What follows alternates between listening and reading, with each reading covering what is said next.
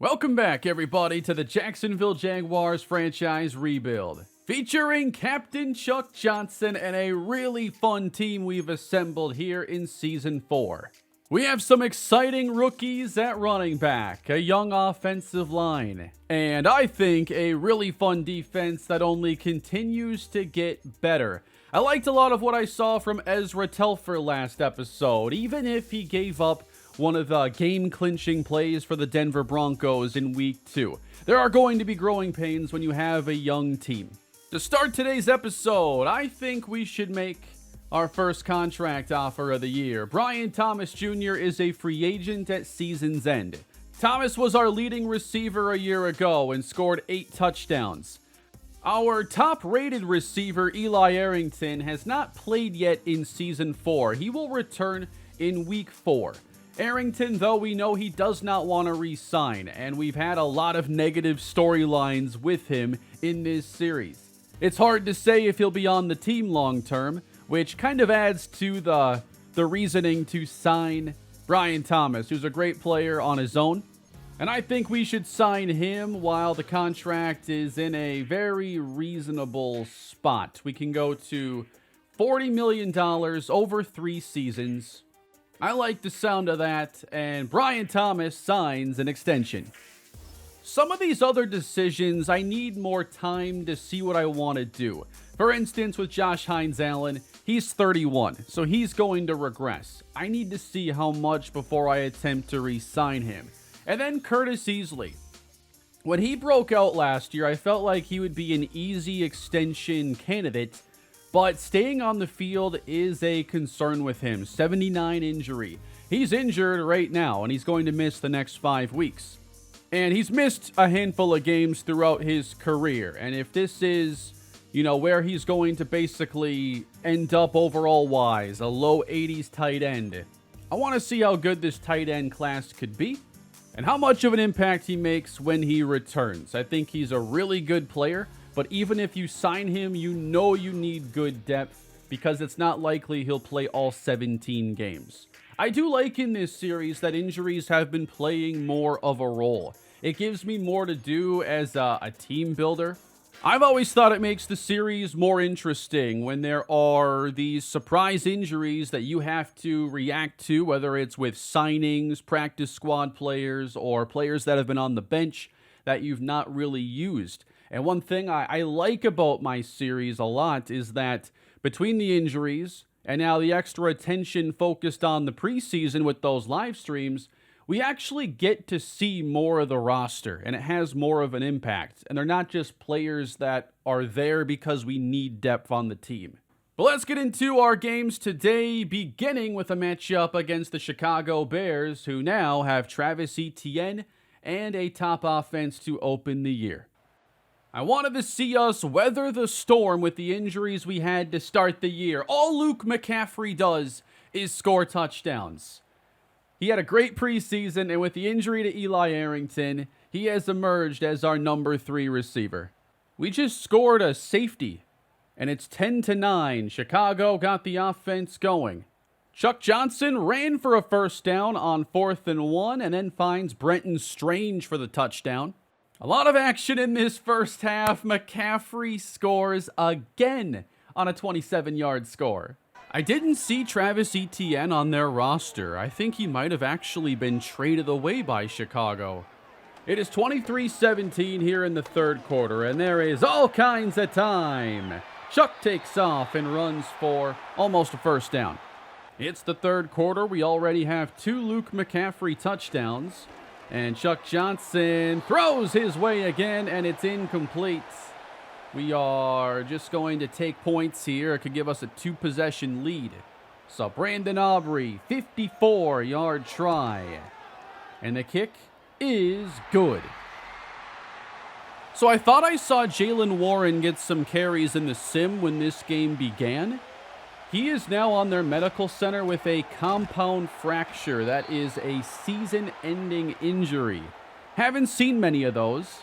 The more serious ones seem to be simulated injuries.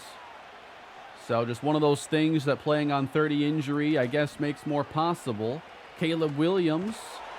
Wow, that was very dangerous. On the bubble screen, Rome Odunze, hit down by J.D. Short. The running back then is Tyler Algier, and I'll have to check on what they ultimately did with Etienne. But that's a first down, as they're not even getting 1 yard a carry. I mean, this was already a good run defense, and then we added Vita Vea to the mix. Jonathan Moore forces Caleb to throw the ball away.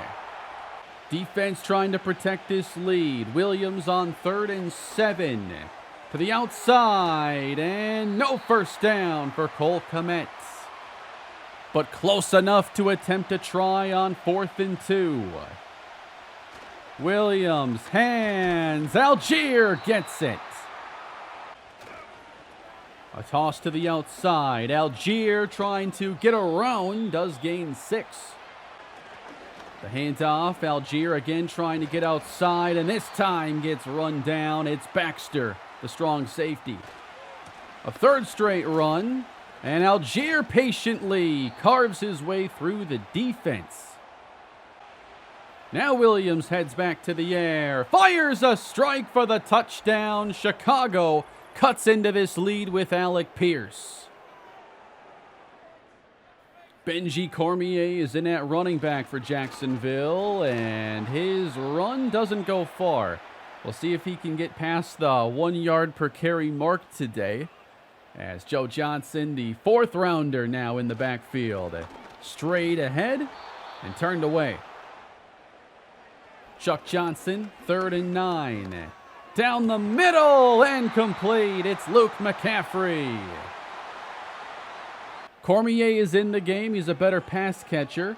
And Johnson is run down and dropped perhaps outside of field goal range, but we have Brandon Aubrey, so we are going to try one here. 62. Bears play just their defense on the field. And Aubrey booms this kick, hits it from long range. So the Bears do need a touchdown on this next drive. I do play on reduced field goal accuracy, by the way. Don't know kind of the sweet spot there yet, but it is below default. A 62 there is no easy kick. But that gives our team some breathing room now. If we can just keep Chicago out of the end zone, we can hold this lead. 4.5 to go, sending pressure, and Williams has it broken up by Short. 3rd and 4, screen for Algier, enough to move the sticks. With under 3 minutes left, pass hauled in by Odunze. Trying to get back into Jacksonville territory, very big 3rd down. And Williams will dump it off, and we're all over Alec Pierce. 4th and 4 for Chicago. Game not on the line quite yet. Both teams have all their timeouts. But Williams to extend the drive. Downfield and missed. Overthrew him. Jaguars now trying to run out the clock. Fake to McCaffrey. Cormier on the carry gets 3. That's only his 2nd carry of the game. I wanted him to get some playing time.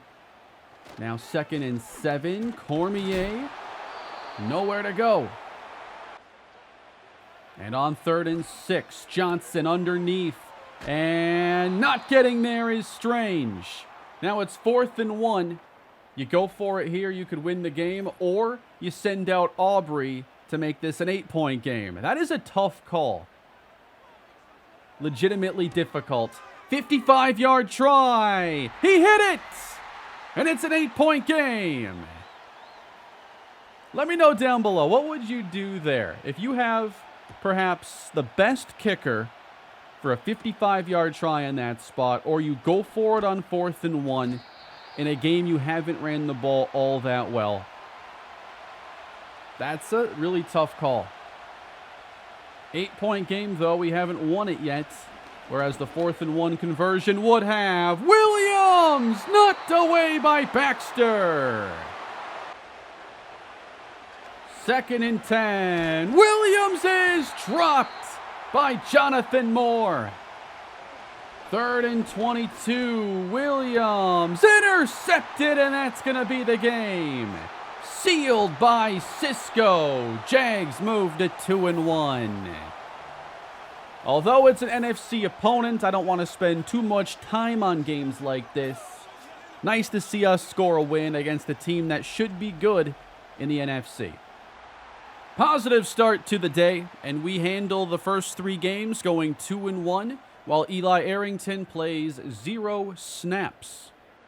A 0 interception game for Chuck Johnson this time. Only 193 yards, 22 pass attempts. This doesn't feel like we ran many plays. The game had 105 plays, so I think that's about what you're going to see from most games here in Madden. The NFL sim length is a little bit longer, but I'm more concerned with what the rest of the league is generally doing, especially given how much season-long counting stats affect player development, milestones, dev traits, and all that. It needs to be as even as possible. But a good win for us, and now we get to take on the winless Steelers, who don't rank well in any of the major categories right now. We do get Eli Arrington back on top of a defensive line breakout scenario. Please be Jonathan Moore. It's Trayvon Walker. We're going to be challenging him. I like this one. 5+ combined TFL sacks or forced fumbles. No easy task, but I like that we can have all those count. This would be for a dev upgrade to get him to X Factor, which would be massive if he could do it. Why don't we spend some of our staff points now? Our offensive coordinator does have that halfback guru part of the skill tree. And with this, we could boost stiff arm. We can also boost spin move. And I think jukes are used a little bit more than spins are. But if we work all the way down here, we can unlock broken tackle or catching. I think break tackle just has more overall use. Luke McCaffrey suffers a turf toe injury in practice. So he will not be our third receiver now with Arrington returning. Wanted to see how he'd perform if Arrington is playing the slot once again. And let's upgrade rookie left tackle Jelani Swain, who's a very good pass protector. So some run blocking upgrades would help fill in some of these gaps. But to already have 81 pass block, 81 pass block power, 83 pass block finesse, I think he has a chance to be a very good long-term tackle in this series. Joe Johnson, we'll go with elusive back to keep him a scheme fit. We gain awareness, juke, and spin. So, looking at 85 break tackle right now, 86 juke, 81 spin. Little bit of a slow start this year for the running game, which I think was to be expected given the overall ratings of the line and our running backs, and considering that many of our offensive linemen have much more of a pass protection emphasis. It was never going to be easy to put up big production. The Bears just signed Caleb Williams to an extension, 5 years, $197 million. So that's less than $40 a year. That feels like a pretty good deal. Maybe he's only in the mid-80s then with that kind of a contract. Wow, they had just signed Jaylen Warren before playing us, and now he's done for the year. But with Travis Etienne, they ended up trading him. They traded him for Logan Wilson and a 7th-round pick, which means that Trevor Lawrence and Travis Etienne are reunited and have now played together on 3 different teams in their football careers. So if that's the deal then that Caleb Williams gets at 83 overall, that could be a really good benchmark for what eventually Chuck Johnson's possible extension could be. We are not yet, ready to talk extension. That is more year 5. This is the 3rd year of his career. Next year is his contract season. And he still has to prove that he is going to be a good $40 million a year player. Everyone loves the underdog story, but the moment you're paid that kind of money, you have lost your underdog privileges. Based on the first few years of this series, I'd say this feels like the exact kind of matchup we disappoint in and lose. Pittsburgh scores on their opening drive, 7-0. Pittsburgh also scores on their second possession. Why is Pittsburgh going up and down the field every drive? This team is supposed to be terrible. Penalties are helping, but they're just beating us. They've had 4 first-half drives, 4 touchdowns. A touchdown to Heath Tuck pulls us to within 2 possessions. Gerald Cameron is the Steeler quarterback. And what a day they're putting together. Nice RPO and a completion. 4 touchdown passes. Cameron to the outside. It's hauled in, first down. Sending pressure. Cameron wide open for the first down. Pressure this time, and down goes Cameron.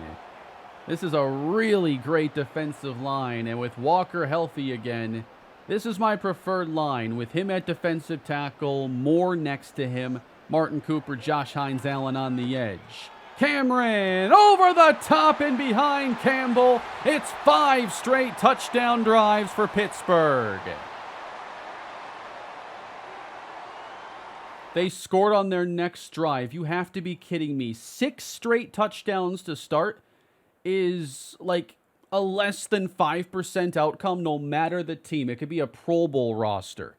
There's no way they can do it again. They finally punt for the first time in the 4th quarter. And the Steelers score their first win on the year, 42-28, embarrassing Nate Bell's defense that had just done a great job closing out the Chicago Bears. It's a week-to-week league, everybody. But these are the kinds of games that happen to teams that are still a ways out from perhaps being a playoff team. Chuck Johnson, 330 yards, 2 touchdowns, no picks. But the defense didn't give him a chance. Gerald Cameron threw 6 touchdowns and 4 incompletions. Joe Johnson just 20 yards on the ground, outrushed by Chuck Johnson. Cormier loses 3. His efficiency this year is going to be some of the worst I've ever seen.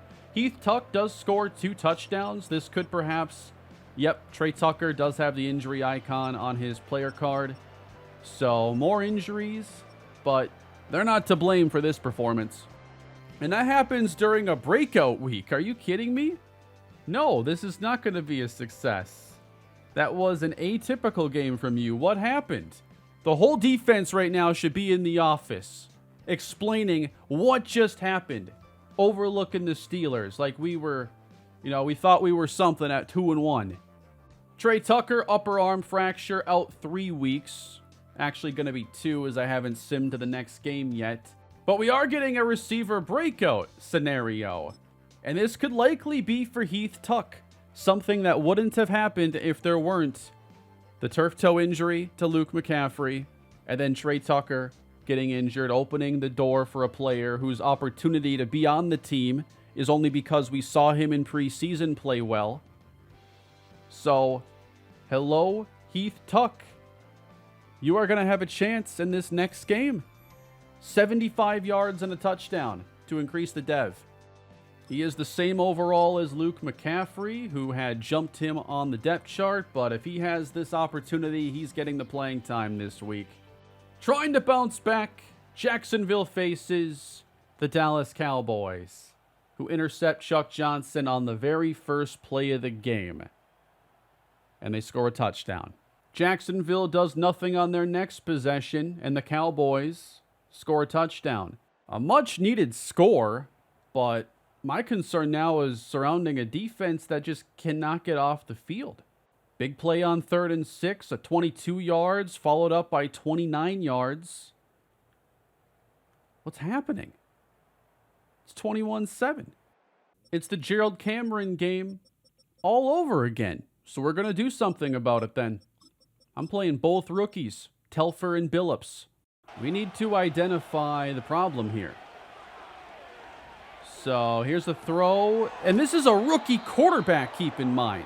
Craig Raymond is the Cowboys' new starter. They drafted him middle of the 1st round. Plenty of time, and Raymond finds the open man into Jaguar territory. Running it right into Trayvon Walker, whose return I thought would only boost this defense. 2nd and 11. A flag on the play, and I wonder if that's defensive pass interference. What is happening? It's on the rookie Stanley Billups. So the rookie Billups, he's down here. Then we have Telfer in the slot as the pass is not much of a gain. And now Devon Lewis coming off the field.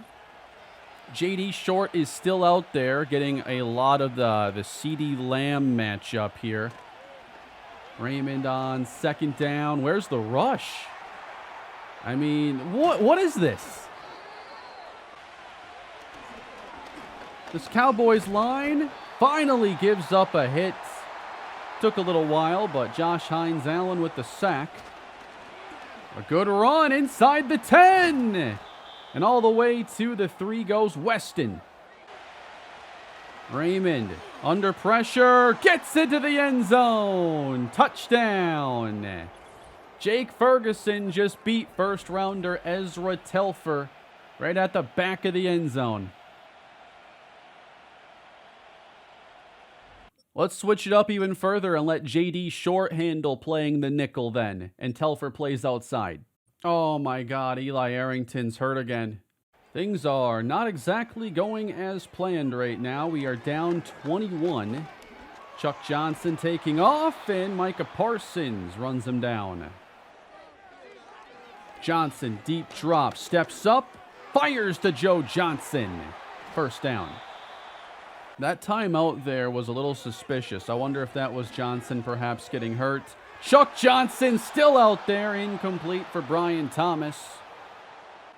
Or maybe that was just a standard timeout because at least Joe Johnson's back in there. Over the middle, and McCaffrey has the first. Johnson throws a strike, and that is Heath Tuck, who does have 55 yards. I don't know if he has a touchdown, but that was a part of the upgrading conditions. Play fake Chuck Johnson. A strike, wide open, touchdown, Brian Thomas Jr. Did you think we could hold them just because there were 47 seconds remaining? No, they add 3 more. Major mismatch here. CeeDee versus Stanley Billups. Over the middle. And a good catch, though. First down. Raymond deep in the pocket. Loses the football, and the Jaguar defense finally makes a play. It's Josh Hines-Allen. Fake to Joe Johnson. Great throw to Brian Thomas from Chuck. Heavy pressure coming. Lob downfield. Knocked away from Brian Thomas. That's Trayvon Diggs. I've never heard anybody talk up a revenge game when it comes to kickers. But that's what this would be. Brandon Aubrey, 51 with a flag down. Wait a minute here. That's roughing the kicker. Is this a good call? What do you think? Oh, what a brutal hit on Brandon Aubrey, who remains standing. There's something weird in the game engine or something when it comes to those penalties here and in college football 25. I turned them off in CFB. I might have to do it here. There's our running back, Brian Thomas, in the backfield. Screen off his hands. He would have walked in. 1.5 yards to go, and Joe Johnson grinds it out. Trey Benson rotates in. A play fake with Johnson scanning, throwing off the mark toward Heath Tuck. Tuck is the single receiver down here on the bottom, 3rd and goal. Johnson, across the middle comes Thomas. He's gonna lose yards. It's our next possession after actually getting a stop. 4th quarter down 14. Chuck Johnson should have let it rip to Tuck. He gets sacked. Cowboys showing heavy pressure. Jags need 14. Johnson feels the rush and finds Strange. Go for it now. Oh man, I don't like this. You still need 2 touchdowns if you make it. Aubrey, deep and no good on this attempt. Cowboys trying to wrap up a second victory as teams have had far more success running to the edges than at the heart of our defense. Raymond. Wow, nice adjustment by CeeDee Lamb. Pressure sent. Raymond under pressure. Taken down. J.D. Short. Because he's playing the slot right now, that's a new spot for him. If they had Aubrey, I bet they'd be attempting a field goal right now. But they're going to punt instead of a 55-yard try. We have a chance. The give is to Cormier, and that's one of his best runs of the year. 2nd and 2 now. Johnson resetting. Fires the laser at Thomas. Off the fake. Down goes Chuck Johnson. Was hoping he'd wrap up Joe on that play.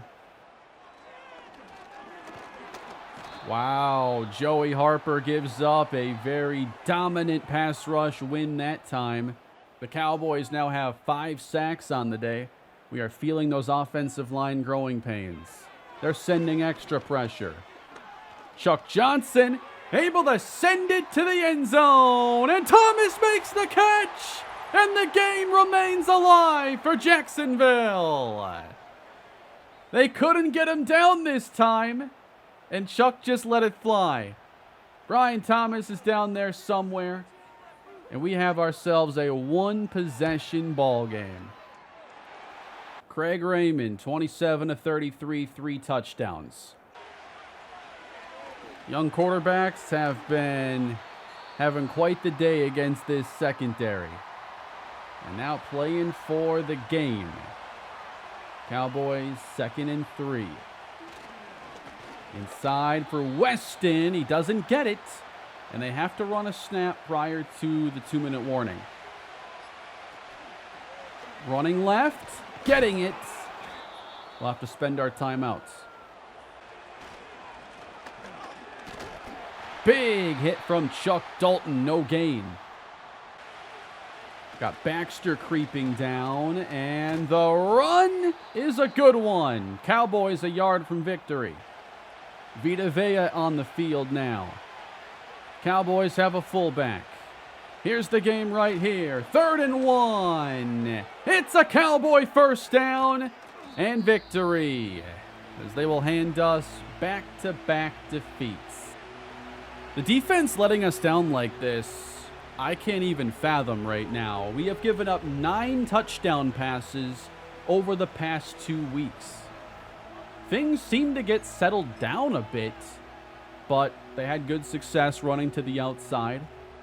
And it's just not winning football to play this way. If our defense is playing poorly, our running game isn't doing much, we're suffering injuries, Benson went down today as well.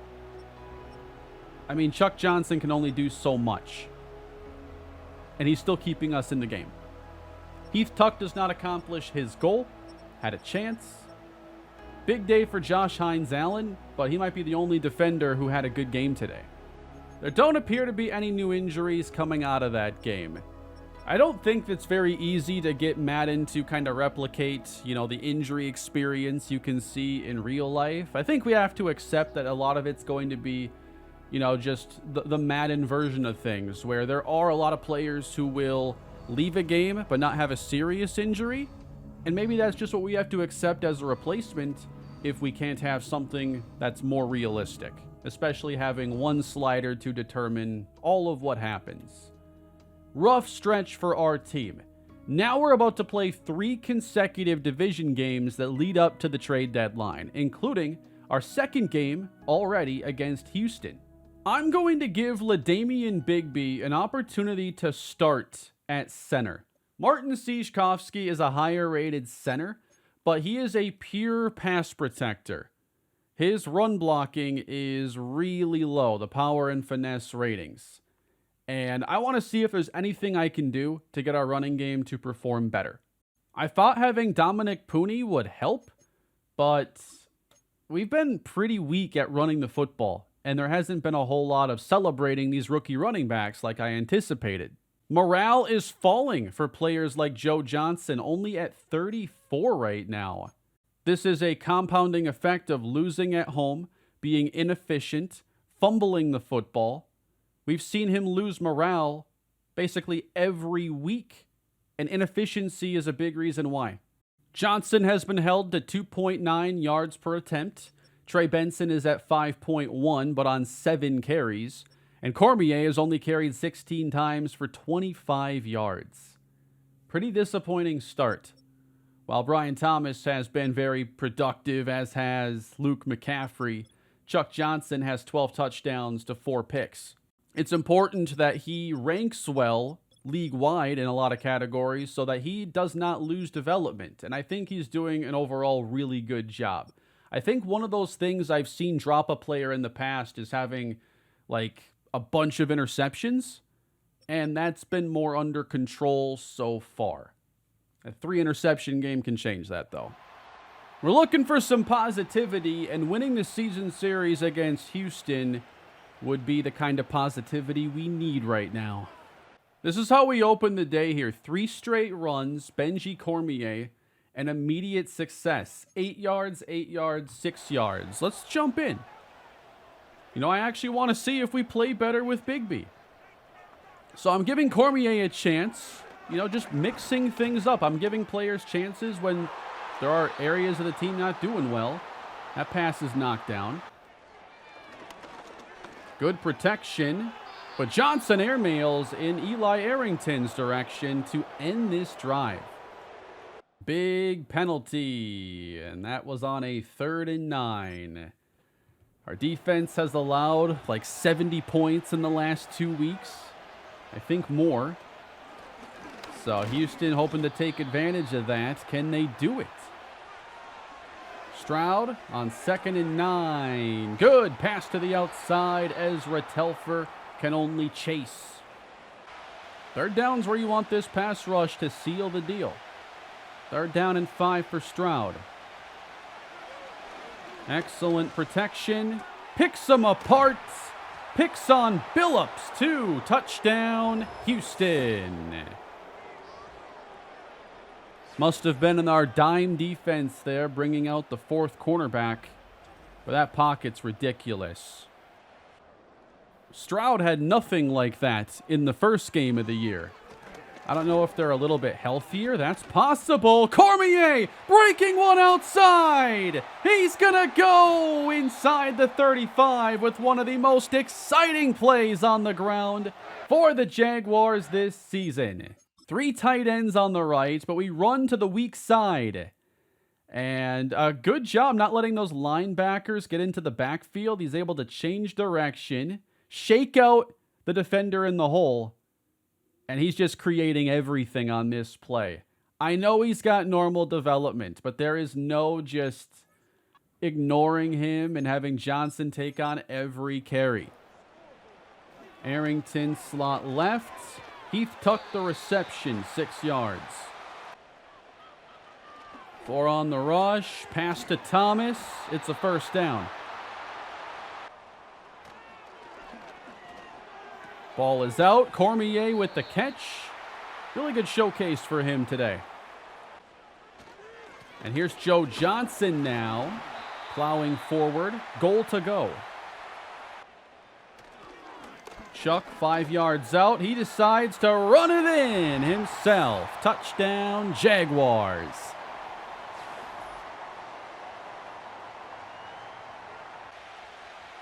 Down the field march the Texans. That is knocked away by J.D. Short.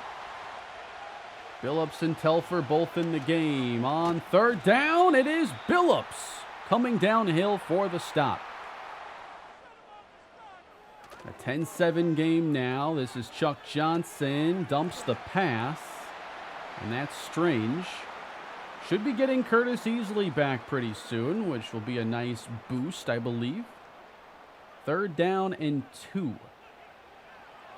And this is Johnson for Joe Wilder, 1st down.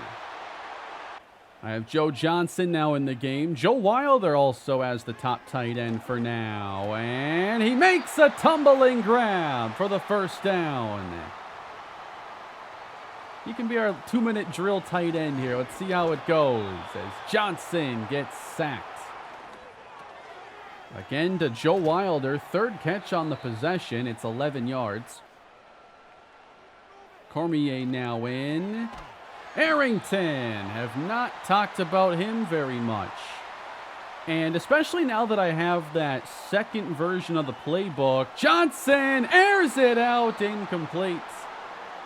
But if I use that playbook I used when he wasn't healthy, I can try him more on the outside and not have to worry about the running back backfield stuff as much. Dump for Cormier.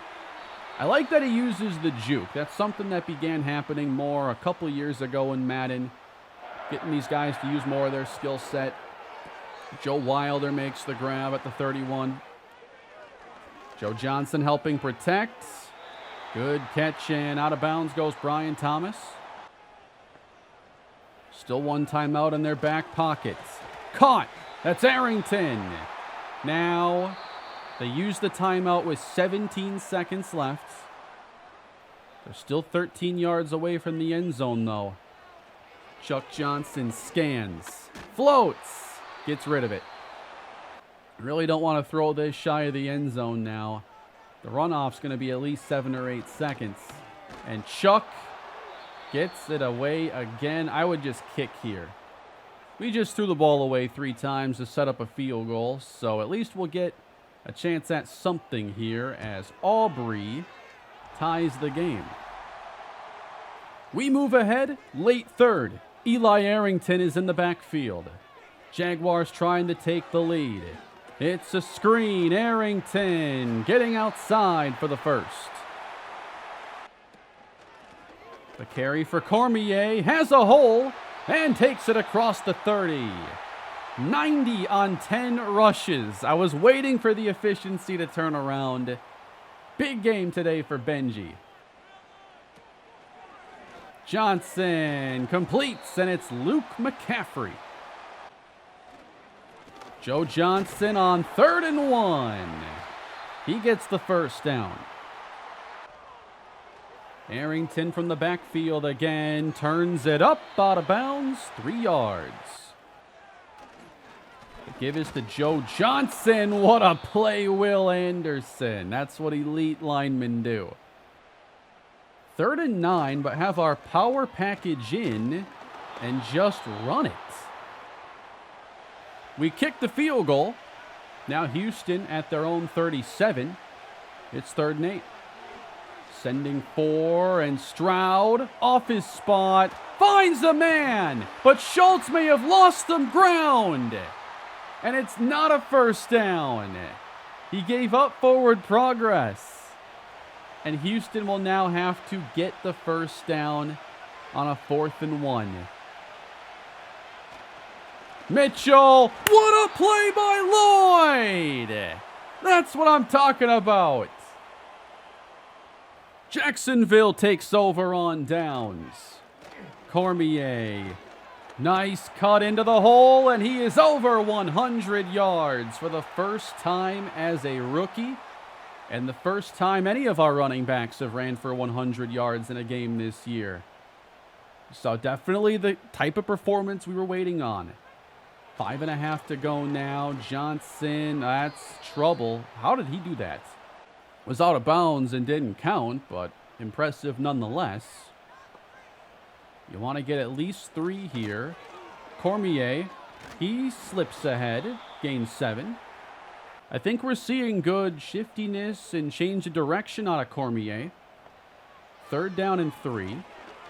Johnson under pressure, and he is sacked. We've seen a lot of long field goal tries from Brandon Aubrey in this episode. And this one from 51 yards out is good. Still, 7 points would give Houston the lead, and we have about 4 minutes left to go. It has been a rebound game for our defense, thankfully, and they've now played twice very well against the Texans. Can they close? Mitchell, Chuck Dalton the stop. Mitchell, chased down by Cooper, gets 5.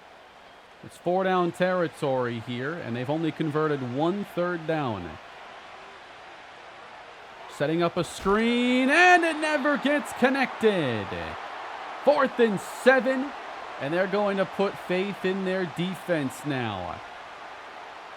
We have a chance to end it. And today, with our running game improved, it'll be a nice test to see if they can close it out.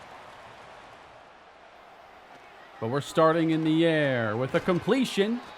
Brian Thomas with 7 takes us to the 2-minute warning.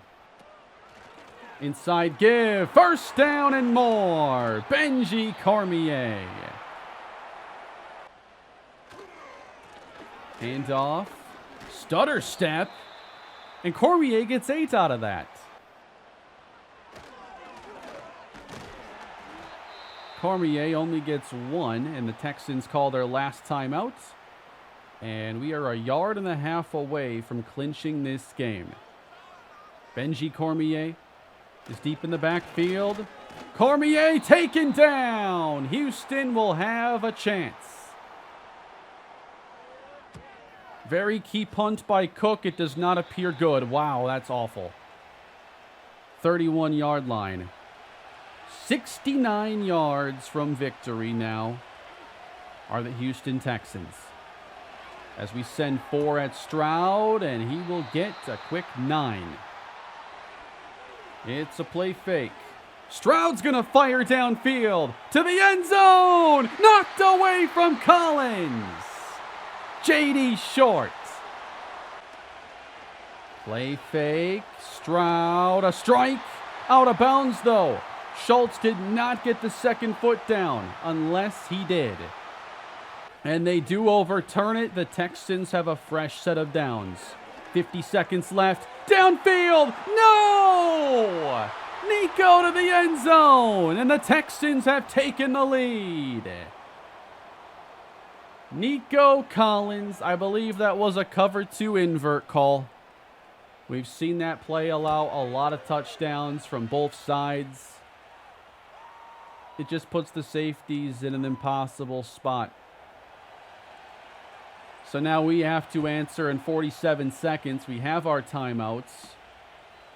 But if we fail, we fall to 2-4. Cormier is the running back, the best pass catcher. Johnson starts, hits Thomas over the middle. Nice way to begin. Chuck Johnson back to pass, and again finds an open man, Joe Wilder.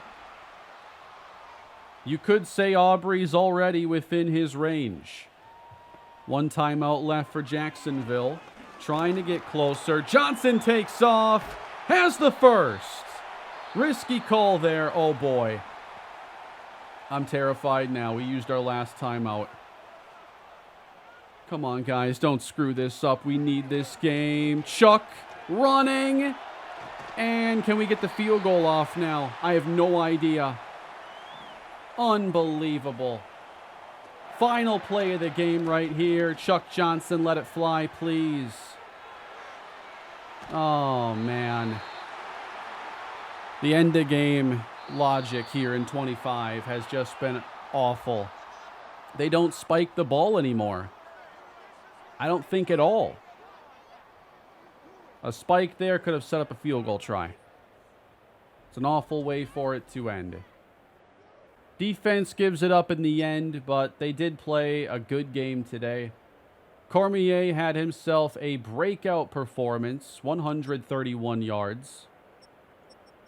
But at 2-4, this could be trouble. At the very least, it was a very good game for our running game. Cormier was the most productive anybody's been this year coming out of the backfield. I think we got to see how good those jukes can be. Receiver breakout part 2. What do we have here? Heath Tuck played a little bit in this game. I thought Heath Tuck was going to keep it rolling in that game, but it didn't really happen. Okay. He's grown a lot in the last couple weeks. I don't think he gets any additional experience.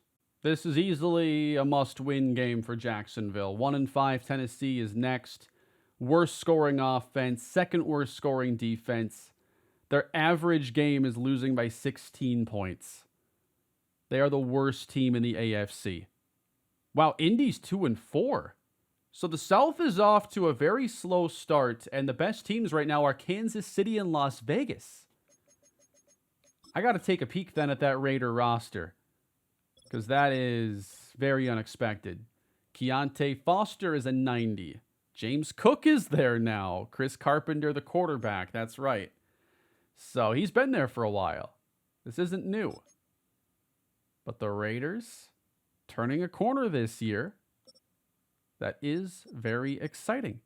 I'm planning to go through this one pretty quick just to wrap up the episode. I want to see if we are 2-5 or 3-4.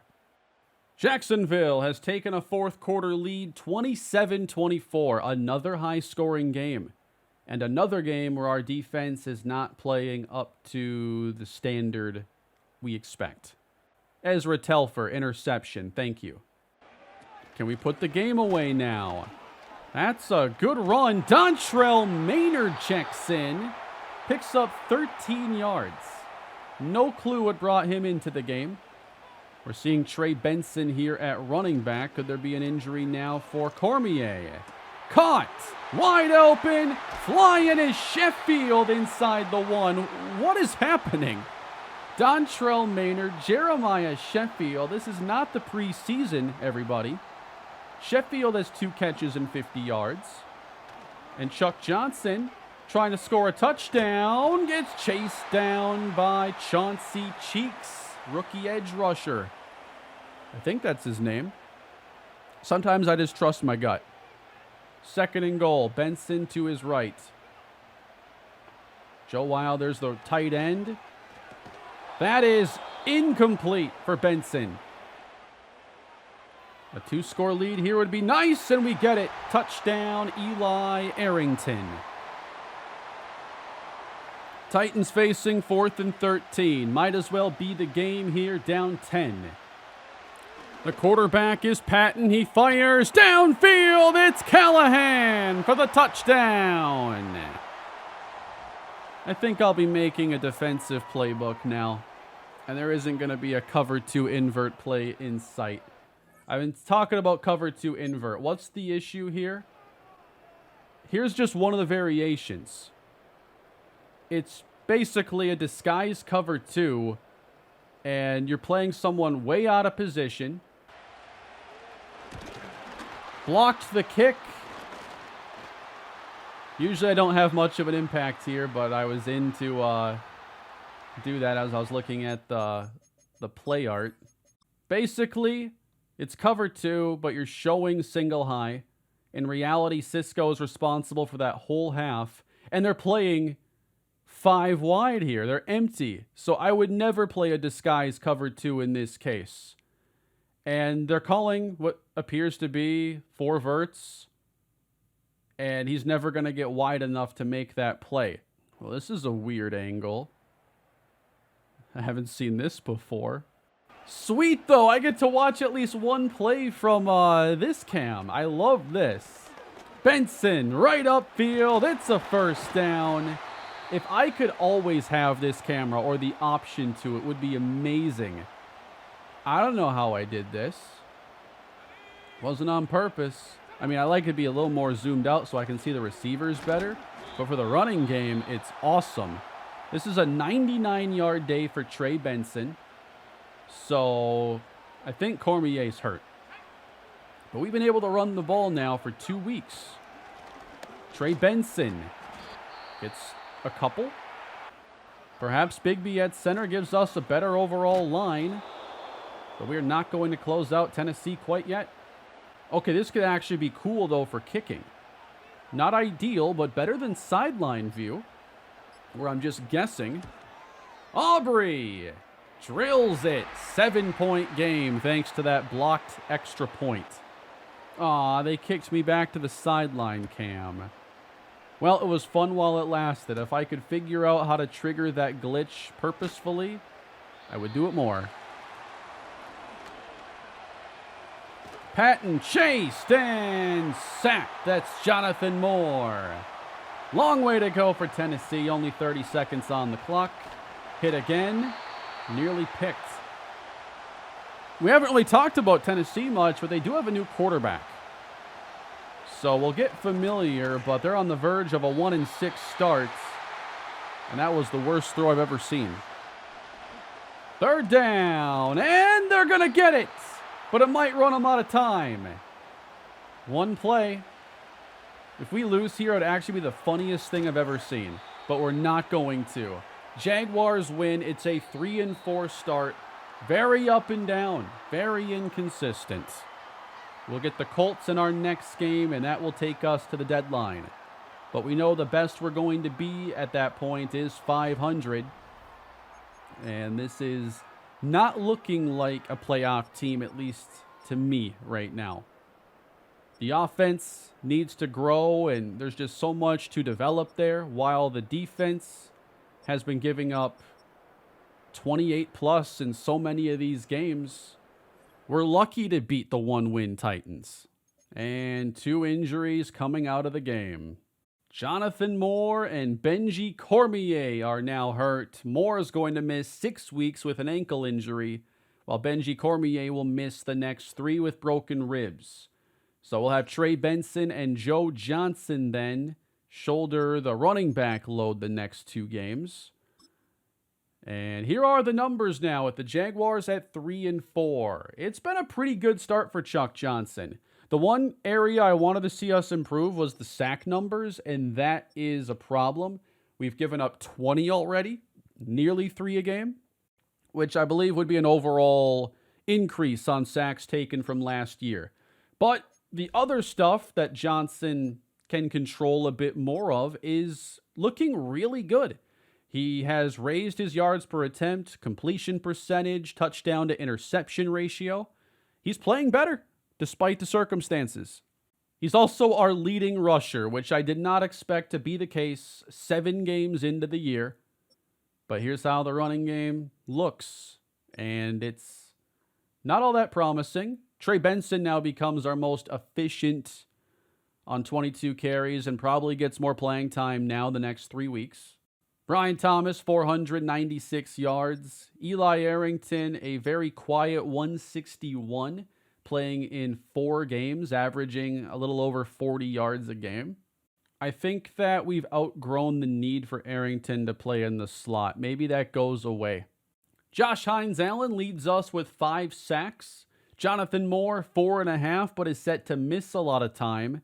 And then Trayvon Walker's return hasn't been, I wouldn't say bad, but it hasn't been a major boost. Telfer now 2 interceptions. That helps a Rookie of the Year bid for him. I think the fact that he plays in the slot and might have a few more chances at TFLs and sacks could also be a plus for him. And it's revealed that Ezra Telfer has star development. We have star for Joe Johnson and Swain at left tackle. That means the only question remains with Stanley Billups, which I would fully expect him to have star development. We'll find out for sure probably in the next episode. So what do you think about this team right now? Seeing us and the way we've opened the season, how do we approach the rest of the year? Because this does not seem to be a team that's just building upon last season. I still think there's a chance to be a playoff team, but it's just getting hot at the right time, beating the right opponents, and trying to get to 10 or 11 wins. That was a lot of action today. Would love your thoughts down below, and we'll continue on with Season 4 of the Jaguars franchise shortly. Thank you all for watching today's episode. Subscribe to the channel if you haven't done so already, and please hit that like button on your way out. You can check out the playlist down below in the description if there are any episodes that you missed, and I will catch you all in the next video. Have a great day.